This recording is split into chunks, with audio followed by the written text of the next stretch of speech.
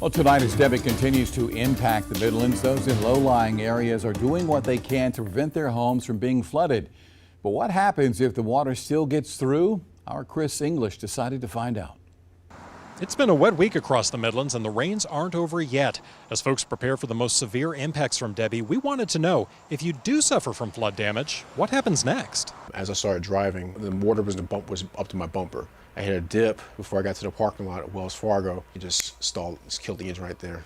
Edward Jones is a Columbia resident who lived and worked in 5 Points during the summer of 2015. One night when coming out of work, Jones made the mistake of trying to drive through the floodwaters. That's when I figured, okay, I sucked in a bunch of water, the engine's hydrolocked, I gotta hike it, I gotta do the hike up the hill and to my place on Green Street.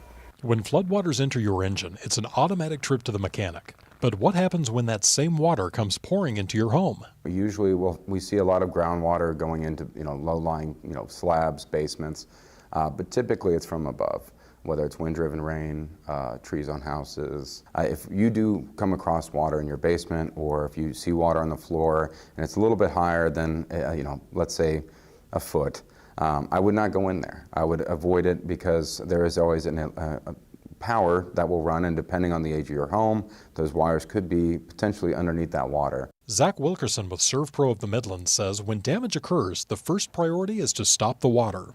You want to go ahead and address the source.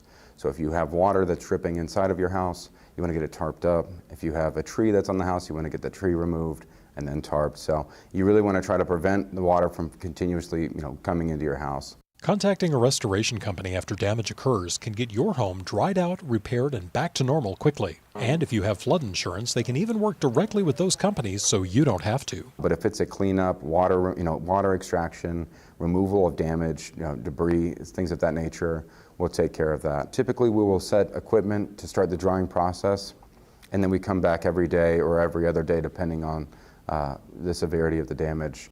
And as you've heard all week long from government officials and others, having a plan in place before the storm hits is crucial.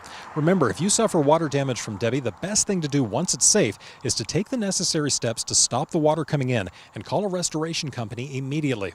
Remember, the sooner crews can begin drying things out, the better it will be for you and your wallet.